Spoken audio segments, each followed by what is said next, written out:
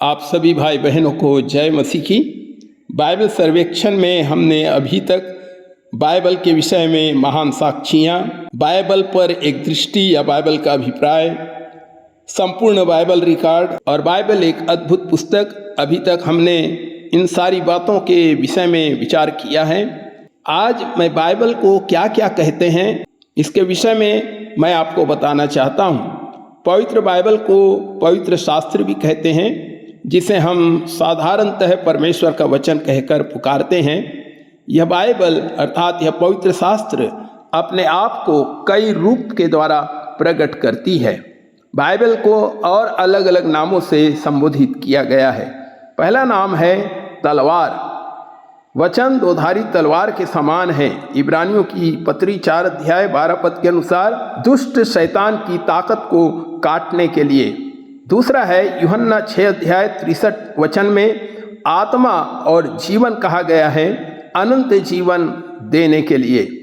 यिर्मयाह 23 और 29 के अनुसार परमेश्वर का वचन आग के समान है, अशुद्धता को जलाने के लिए। यिर्मयाह 22 और 29 के अनुसार हथौड़े के समान है, दुष्टता को और हर प्रकार की बुराई को तोड़ने के लिए। पांचवी बात है दीपक और ज्योति। भजन संहिता 119 और 105 में लिखा है, तेरा वचन मेरे पांव के लिए दीपक और मेरे मार्ग के लिए उजियाला है। पहला कुरिन्थियों 3 और उसका 1 वचन। परमेश्वर के वचन को दूध कहा गया है, आत्मिक जीवन में दृढ़ होने के लिए।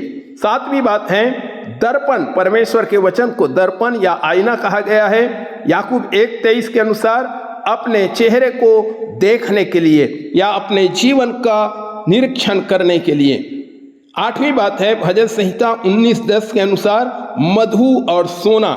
मधु के समान मीठा और सोने के समान परमेश्वर का वचन बहुमूल्य है। नौवीं बात है पानी।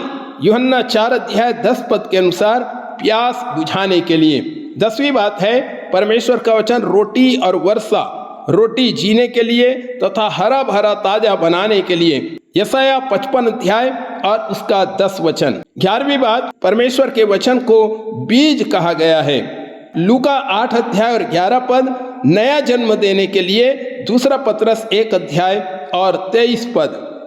12वीं बात है परमेश्वर के वचन को अन्न या अनाज कहा गया है। पहला कुरिन्थियों 3 अध्याय और 2 पद के अनुसार आत्मिक डिलडौल में बढ़ने के लिए। बाइबल को समयों में बांटा गया है जो इस प्रकार है।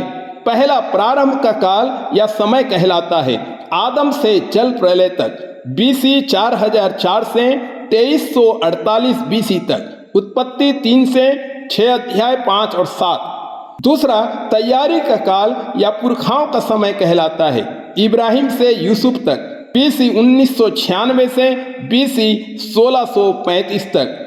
तीसरा काल विजय का समय कहलाता है, मूसा से लेकर न्यायियों तक, BC 1571 से BC 1095 तक। चौथा काल सामर्थ्य या शक्ति का काल कहलाता है, शाऊल राजा से सुलेमान राजा तक, BC 1095 से BC 975 तक।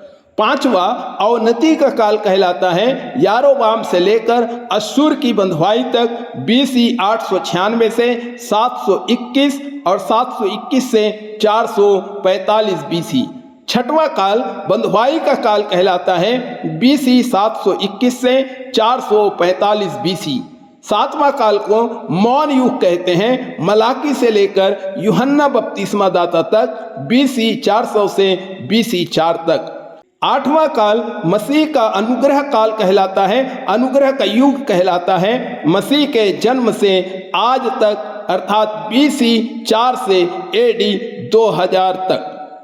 मैं आशा करता हूं कि आपको यह जानकारी अच्छी लगी होगी। प्रभु आप सबको आशीष दे। धन्यवाद।